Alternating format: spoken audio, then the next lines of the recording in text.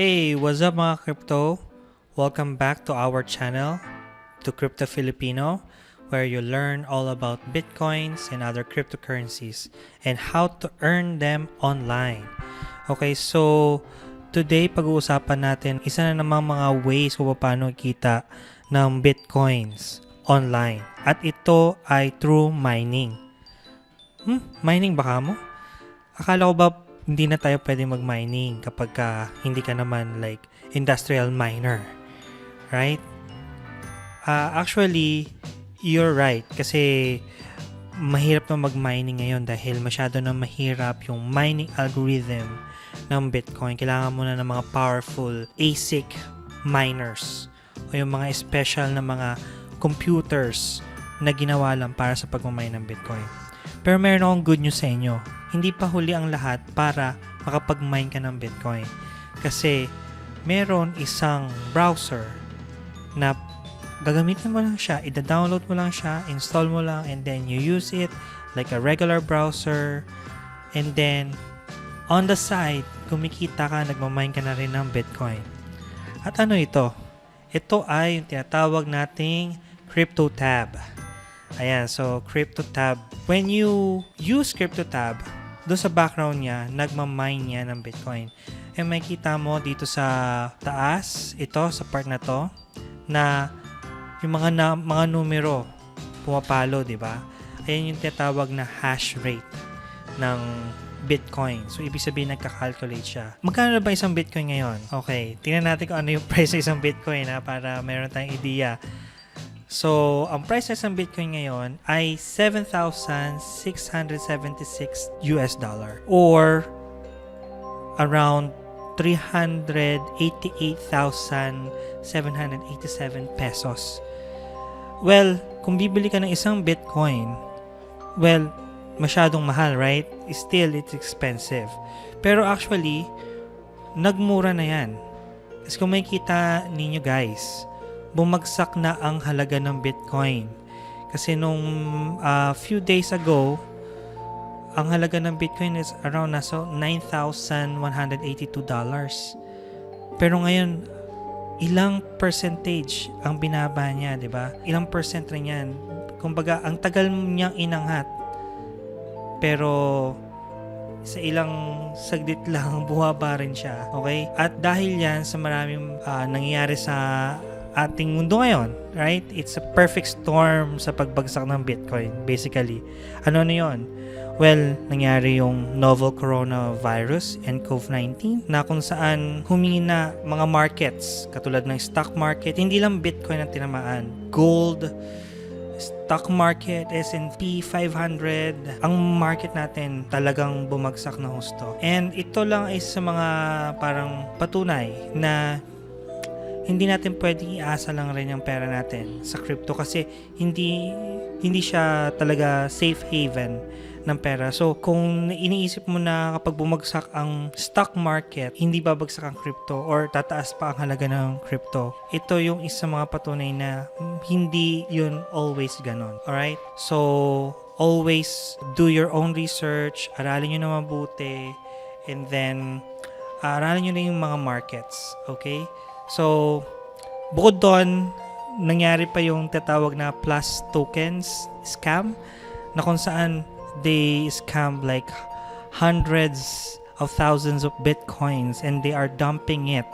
Every time na umaangat ang Bitcoin, dinadump nila ng dinadump. Kaya, ayun, tuloy-tuloy nang bumagsak ang Bitcoin ngayon kasama ng iba't ibang mga markets.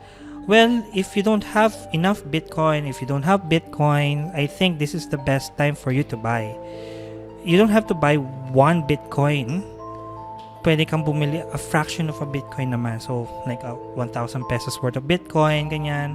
Punta ka lang sa 7-Eleven, bili ka sa Coins.ph wallet mo, right? So, imbis na pang-inom mo, di ba?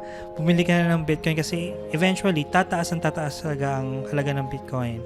Especially right now, malapit na magkaroon ng halving, kay Bitcoin halving. Ano ba yon? Di ba, ang Bitcoin, napoproduce siya through mining. Noong 2008, 2009, 10, 11, madali lang mag-mine ng Bitcoin. Kasi konti lang competition dun sa Bitcoin network ng mga nagmamine. Pero the more people mining Bitcoins, the harder for the computers to solve the problems. Ganun talaga ang algorithm ng Bitcoin. Okay? So, ang nangyari, habang tumatagal, humihirap ang pagmamine ng Bitcoin at tumataas ang halaga ng Bitcoin kasi deflationary siya.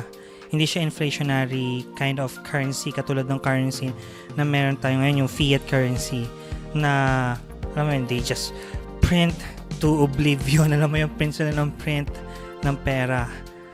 Okay? Pero ang Bitcoin, every 4 years, lumiliit yung rewards sa mga miners. Katulad nitong Bitcoin. Nung una, 50 Bitcoin sa makukuha mo the first 4 years. Then, after the first halving, first 4 years niya kasi 2008, 9, 10, 11, 12. Pagpatak ng 2013, nag-25 na lang per block na namamine nila. Every 10 minutes yung block na nasa-solve. So, yun yung reward na natanggap ng mga miners. Okay? And ngayon, ang halaga na lang nung nakuha ng mga miners ay 12.5 Bitcoins. Pagdating ng May this year, bababa na lang into half pa nun.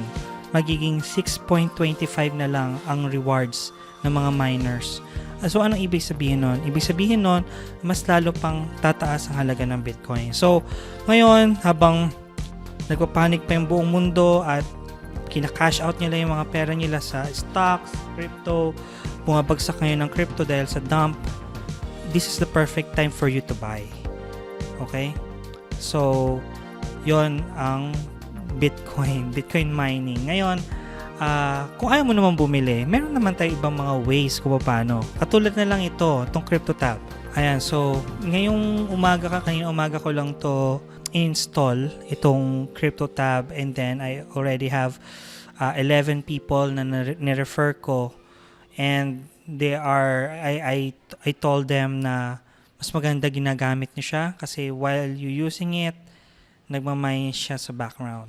Okay? Ang kagandahan nito, hindi siya GPU miner, kundi isa siyang CPU miner kasi ang priority ni CryptoTab ay yung mabilis yung browsing experience. So, hindi na apektuhan yung bilis ng browser.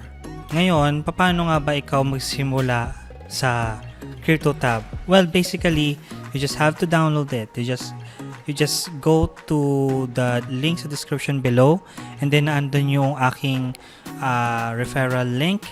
Pwede kang mag-download ng CryptoTab through that referral link. Okay? So, itong referral link na to. Ngayon, once na kinopy mo yon at pumunta ka sa iyong browser, and then pinaste mo yan, lalabas siya. Ayan na, nandyan na. Pwede mo na siyang i-download. Okay?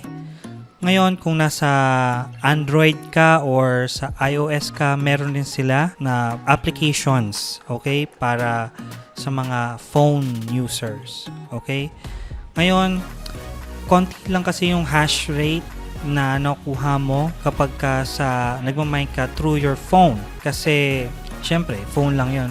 Mas maganda kung magmamine ka through your laptop. Okay? Ngayon, ang CryptoTab is just like any other browser out there. It's just like Chrome, Opera, Firefox, or even Brave. Pero ano bang kaibahan niya? Ang kaibahan niya sa lahat ng yon, siya lang nag-iisang browser na merong mining capability. Kaya niya mag-mine. Ang maganda niyan, hindi ka lang kikita through mining, kikita ka rin through referral. Ayan, so the more people that you refer to your network, kikita ka. And also, once na nagmamine sila, kumikita ka rin doon sa mga minamine nila up to the 10th level. So, pero ang kagandahan nito, hindi ka gagastos. You don't have to spend anything. You just have to download it. Ngayon, ang tanong, are they paying? So far, sa lahat sa research ko, lahat ng mga nakita ko, they are paying. Kailan sila magbabayad ng Bitcoins? kapag narating mo na yung at least 1,000 Satoshi. Ang Bitcoin kasi, nahati siya to 100 millionth of Satoshi. So, ngayon, meron akong 236 Satoshi pa lang. Roughly around, maliit pa lang talaga, $0.018.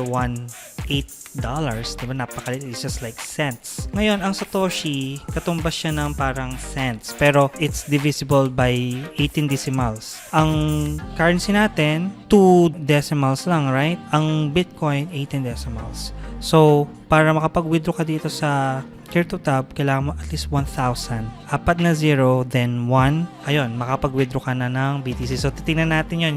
Gagawa ko uli ng video para lang mag-withdraw, para pakita ko, okay? Na it's working.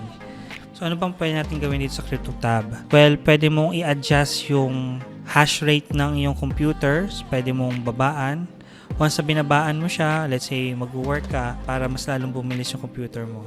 Yung memory na allocated niya for mining, mas bumababa. Ayan, so nagre-recalculate siya. Pwede mo siyang i-off kung gusto mo. Pwede mo siyang i-max kung gusto mo. Ang kagandahan kung bakit mas magandang maghanap ka ng mga tao na magda-download rin at gagamit rin ng CryptoTab kasi para may katulong ka sa pagmamine. Remember, merong percentage yan, right? Ayan o, tingnan natin dito. Okay, so basically up to 10th level yan. Ayan o. Parang meron kang mining pool. Ayan. So dito, meron siyang calculator, okay? Let's calculate how much you will be able to earn.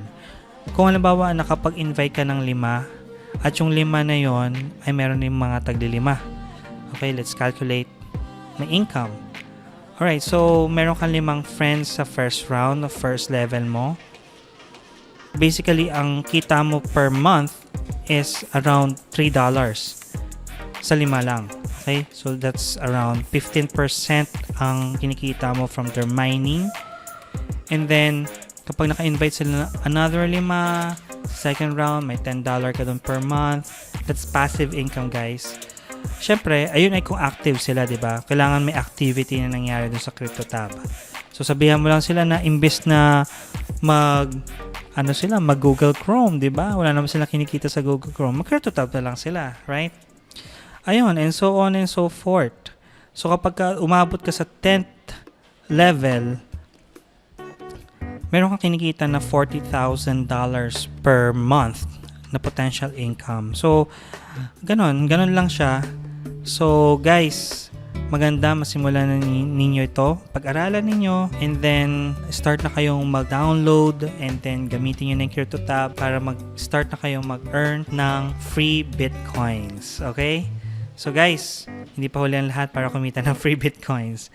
Okay, so that's it. Thank you for watching. Kung nagustuhan niyo yung content na to, mag-subscribe kayo, hit that like button, and then hit nyo na rin yung notification bell para updated kayo sa mga contents natin na katulad nito. Okay, so thank you for watching, guys. Bye-bye.